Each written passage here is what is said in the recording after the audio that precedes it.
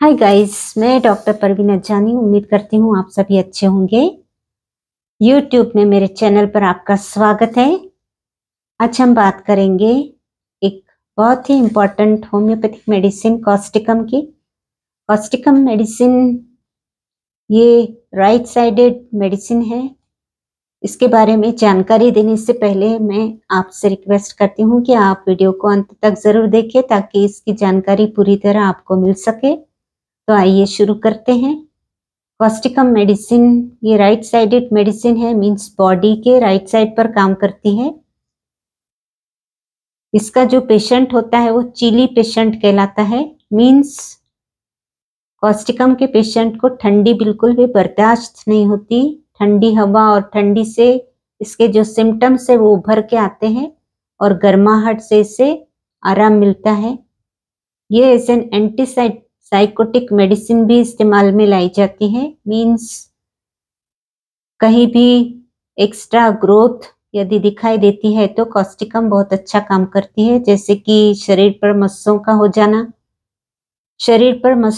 जाना। इसके लिए एक और भी होम्योपैथिक मेडिसिन है जिसका नाम है थुजा। थुजा भी मस्सों पर बहुत अच्छा काम करती है, लेकिन थुजा के जो मस्से होते हैं वो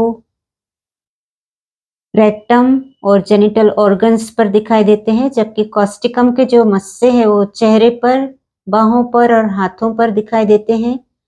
चेहरे पर मस्से स्पेशली जो आईब्रोज है और अपर आईलिड है उसके बीच का ये जो एरिया है वहां पर इसके मस्से दिखाई देते हैं। तो कॉस्टिकम 200 बहुत ही अच्छा काम करती है।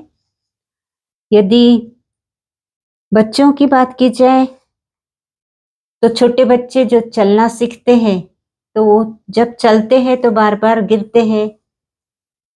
ऐसे बच्चों के लिए जो जल्दी चलना सीख नहीं पाते और बार बार गिरते हैं तो उनके लिए, और जो बच्चे समय पर जल्दी बोल नहीं पाते तो ऐसे बच्चों के लिए ये कॉस्टिकम मेडिसिन बहुत ही लाभदायक है।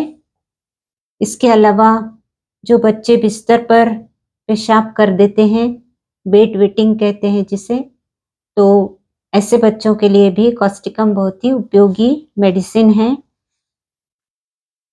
गाउट की यदि बात की जाए, गठिया रोग में जब हाथों की जो उंगलियां हैं वो टेढ़ी मेढ़ी हो जाती है तो इस पर भी कॉस्टिकम बहुत अच्छा काम करती है। कॉस्टिकम अर्थराइटिस पर भी काम करती है। जनरली हम देखते हैं कि अर्थराइटिस के जो पेशेंट होते हैं वो नॉर्मल वेदर में अच्छे रहते हैं, लेकिन जब डैम्प वेदर होता है, बारिश होती है या ठंडी होती है तो उसमें जो अर्थराइटिस के पेशेंट हैं उनकी तकलीफ अधिक हो जाती है। लेकिन कॉस्टिकम में इसका बिल्कुल उल्टा है। कॉस्टिकम का जो पेशेंट होता है उसका जो अर्थराइटिस होता है वो नॉर्मल वेदर में अधिक तकलीफ देह होता है और डैम्प वेदर या ठंडी में अर्थराइटिस की तकलीफ कम हो जाती है। तो ये इसका एक पेक्यूलियर सिम्टम है। यदि कफ की बात की जाए तो कॉस्टिकम पेशेंट का जो कफ होता है वो बहुत ही तकलीफ देह होता है। सारा गले में जख्म हो जाता है और सुबह जब उठता है तो कफ निकालने में भी बहुत तकलीफ होती है, कफ निकाल नहीं पाता। और कफिंग करते हुए मीन्स खांसते समय उसका जो पेशाब है वो बाहर निकल आता है। बहुत अधिक झटके से खांसते समय या बहुत अधिक जोर से हंसते समय पेशाब बाहर निकल आता है। ऐसी सिचुएशन में भी कॉस्टिकम दी जाती है। फीवर की यदि बात की जाए तो फीवर में बहुत अधिक ठंडा पानी पीने की इच्छा रहती है और उसे ठंडे पानी पीने से ही आराम मिलता है। नॉनवेज जो लोग खाते हैं वो बहुत अधिक कंप्लेंट करते हैं कि नॉनवेज खाने के बाद में इंडाइजेशन हो गया या फिर डायरिया हो गया। तो जब नॉनवेज खाने के बाद में यदि डायरिया हो जाए तो भी कॉस्टिकम प्रिस्क्राइब की जाती है और बहुत अच्छा काम करती है।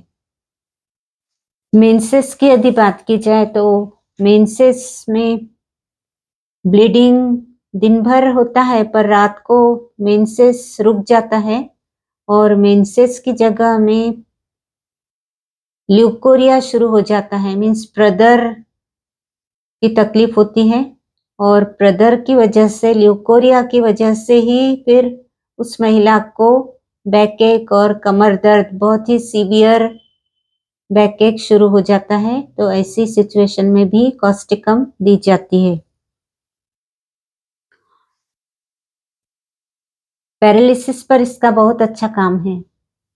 पैरालिसिस किसी भी बॉडी के एक पार्ट का पैरालिसिस, जैसे कि स्पेशली कॉस्टिकम का जो पैरालिसिस है वो स्पेशली अपर आईलिड्स का पैरालिसिस होता है, फेस का पैरालिसिस होता है या किसी भी राइट हैंड का पैरालिसिस होता है, मीन्स बॉडी के किसी भी एक पार्ट का पैरालिसिस होता है। आईलिड्स का जो पैरालिसिस होता है तो आंखें बहुत ही दब सी जाती है, तो इस पर भी कॉस्टिकम बहुत ही अच्छा काम करती है।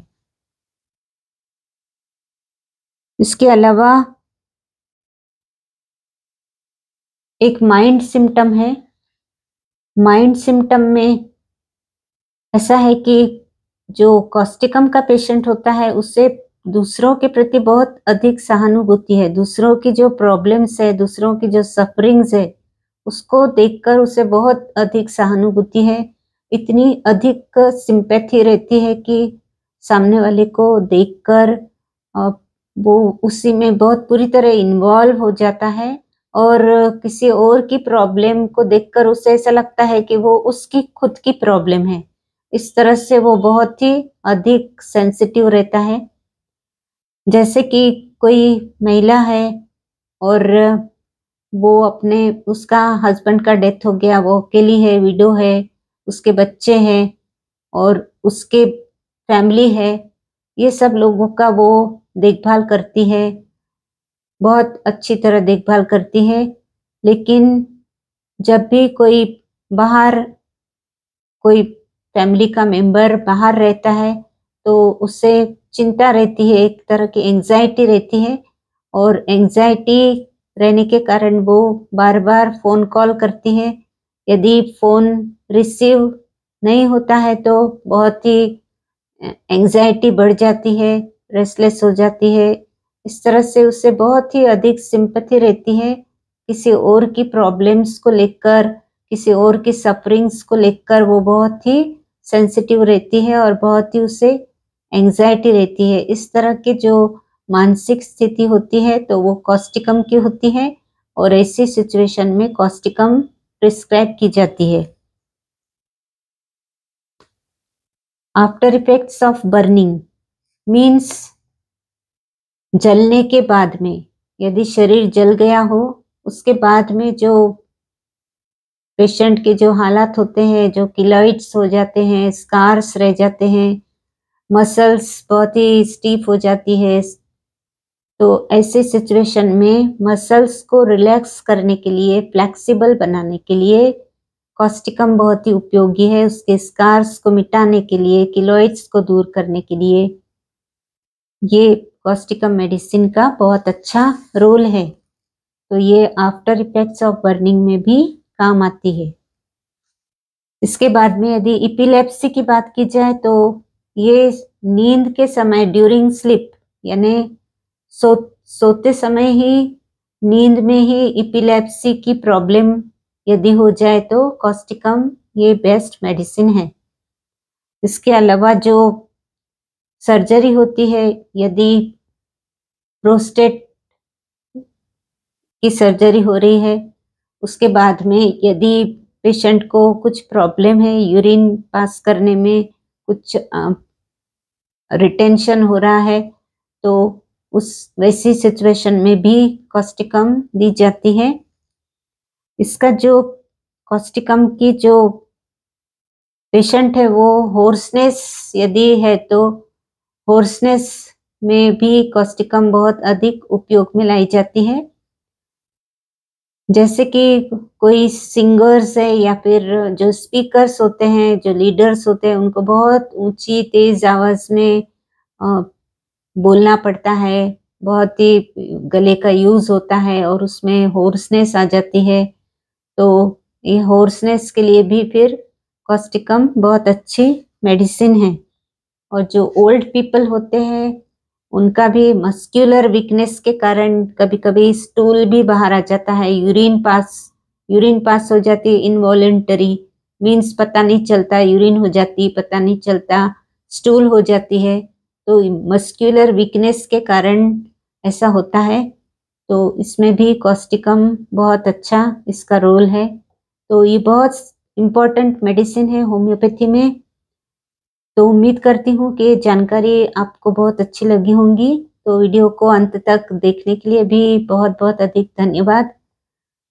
चैनल पर आप नए हैं तो आप चैनल पर ज़रूर आप चैनल को सब्सक्राइब कर लीजिए ताकि ऐसी ही जानकारी आपको आगे भी मिल सके।